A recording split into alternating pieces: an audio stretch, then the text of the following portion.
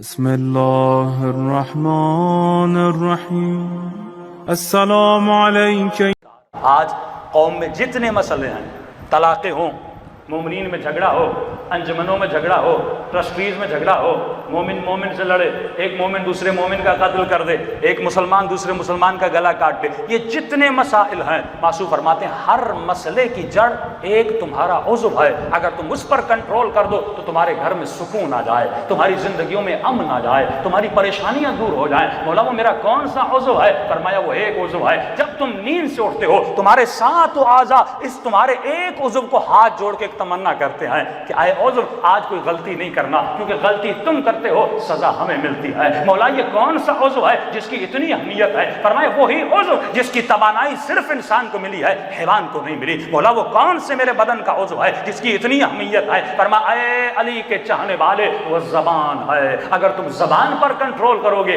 جھگڑے ختم ہو جائیں گے۔ 18 گناہان کبیرہ زبان سے ہوتے ہیں، 9 گناہان صغیرہ زبان سے ہوتے ہیں۔ شرک انسان زبان سے کرتا ہے، کفر انسان زبان سے بکتا ہے، تہمت انسان زبان سے لگتا ہے، لوگوں کی عزتیں زبان سے پامال ہوتی ہیں، لوگوں میں جھگڑے زبان سے کرواتا ہے، میاں بیوی میں طلاقیں زبان کی وجہ سے ہوتی ہیں، کسی کا قتل زبان کی وجہ سے ہو جاتا ہے، فتنے فسادات سارے اس کی جڑ کیا ہے؟ زبان کی وجہ سے ہے۔ پر میں جس کا اپنی زبان پر کنٹرول نہیں ہے یہ علی کا چاہنے والا نہیں ہو سکتا، یہ اللہ کی ولایت میں داخل ہونے کی قابلیت نہیں رکھتا۔ یہ زبان ہے جو انسان کو فسادی بناتی ہے، یہ زبان ہے جو انسان کو بدبخت بنا دیتی ہے۔ اگر تو زبان پر کنٹرول نہ کرے، اب مولا کے جملے سنیے، امام فرماتے بے وقوفوں کی کچھ نشانیاں ہیں۔ علی والا عقل مند ہوتا ہے، بے وقوف نہیں ہوتا۔ اگر عقل مند بننا ہے تو علی جیسی صفات کو پیدا کرنا ہوگا، ورنہ بے وقوف تو کائنات میں بہت گھوم رہے ہیں۔ دنیا کو دیکھ کر اپنے کردار کو نہ بنایا کرو، بلکہ علی کے کردار کو دیکھ کر اپنے کردار کو سنوارا کرو۔ مولا کیا کرو؟ فرمایا عقل مند کی کچھ نشانیاں ہیں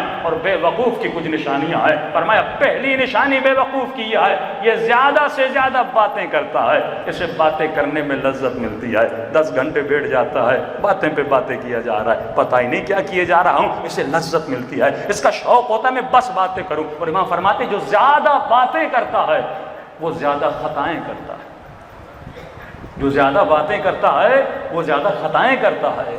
اب خطا پہ خطا کرتا ہے اور اس کا ایک نتیجہ ہوتا ہے، جب زیادہ باتیں کرے گا زیادہ خطائیں کرے گا، اور جب زیادہ خطا کرتا ہے تو اس کے نتیجے میں یہ بے حیا بن جاتا ہے، حیا سے دور ہو جاتا ہے۔ دیکھیے ایک مرتبہ میں ایک گناہ کرتا ہوں، ایک مرتبہ، لیکن ایک مرتبہ اس گناہ میں تکرار پیدا کرتا ہوں، ریپیٹیشن آف عمل پیدا آ جاتا ہے، تو جب تکرار عمل آتا ہے وہ میرے وجود کا حصہ بن جاتا ہے۔ قرآن کی آیت کہتی ہے بعض لوگوں کو لایا جائے قیامت میں اور اللہ کہے گا تم نے گناہ کیا، کہ خدا میں نے تو کوئی گناہ نہیں کیا۔ امام فرماتے کیونکہ دنیا میں اتنا جھوٹ بولا ہے یہ قیامت میں بھی آئے گا اور کیا کرے گا؟ جھوٹ بولے گا۔ تو تکرار عمل یعنی زیادہ گناہ کرے گا، زیادہ خطا کرے گا، اس کے نتیجے میں کیا ہو جائے گا؟ یہ بے حیا ہو جائے گا۔ اور مولا فرماتے ہیں جو بے حیا ہو جاتا ہے خدا اس کے وجود سے تقوی کو نکال دیتا ہے، اور جس کے وجود سے تقوی نکل جاتی ہے سب سے بڑا عذاب خدا یہ ہے، خدا اس کے دل کو مردہ بنا دیتا ہے، اور جب دل مردہ ہو جاتا ہے اب اس دل پر حسین کی باتوں کا اثر نہیں ہوتا۔ کہ خطبہ حسین دے رہے ہیں کربلا میں، کوئی خطیب عام نہیں ہے، کوئی مولوی اور ملا نہیں ہے، یہ حسین ابن علی ہے، یہ زہرا کا لال ہے۔ ارے زبان امام میں کتنا اثر ہونا چاہیے، لیکن خطبہ دے رہے ہیں اے لشکر یزید کیا میں نے کسی حلال کو حرام کیا، حرام کو حلال کیا، شریعت محمد کے خلاف چلا ہوں، مجھے کیوں قتل کرنے آئے ہو؟ اتنے خطبے دے رہے ہیں، لیکن اس کے بعد امام کہتے ہیں میری باتوں کا تمہارے اوپر اثر ہونے والا نہیں، کیونکہ گناہوں نے تمہارے دل کو کیا کر دیا ہے؟ مردہ کر دیا ہے۔ جب دل مردہ ہو جاتے ہیں تو سب سے بڑی اہمیت جو اس مہینے میں آپ کو رکھنی ہے وہ اپنی زبان پر کنٹرول کرنا ہے۔ اب جملہ سنیے امام کا، امام فرماتے خدا نے زبان کو تیرا قیدی بنایا ہے، زبان کو حصار میں رکھا ہے۔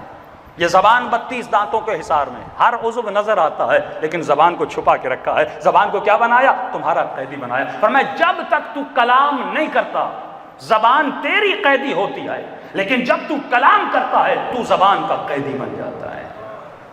اب جو تو کہتا ہے تو اس کا قیدی ہے، جو تو بولتا ہے تو اس کا قیدی ہے۔ ایک جملہ ہے طلاق ہو جاتی ہے، ایک جملہ ہے نکاح ہو جاتا ہے، ایک لا الہ الا اللہ ہے وہ ابو سفیان بھی پڑھے اسلام کے اندر آ جاتا ہے، اور جب عمل کرتا ہے تو انسان پھر ایمان کے درجے میں آ جاتا ہے۔ زبان ابتدائی مرحلہ ہے، یہ زبان ہے حر، اگر حر بنا، کیوں حر بنا؟ کیونکہ جو زیادہ بولتا ہے خطا کرتا ہے، اور جو زیادہ خطائیں کرتا ہے وہ بے حیا ہو جاتا ہے۔ حر کو پتا تھا مجھے کہاں پہ کیا بولنا ہے۔ امام حسین نے کہا حر تجھ پہ تیری ماں روئے۔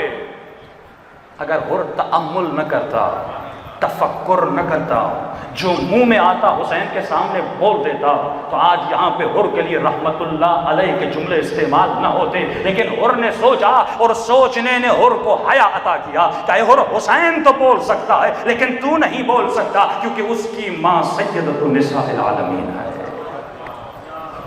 یہ زبان ہے جو انسان کو باحیا بناتی ہے۔ تو اے مومن، اپنی زبانوں پر کنٹرول کرو۔ یہ زبان فضول چیزوں کے لیے پیدا نہیں ہوئی۔ فرمایا پہلی صفت بے وقوف کی یہ ہے کہ یہ زیادہ بولتا ہے، اسے زیادہ باتیں کرنے میں مزہ آتا ہے۔ دوسری صفت بے وقوف کی یہ ہے کہ اسے وقت ضائع کرنے میں مزہ آتا ہے۔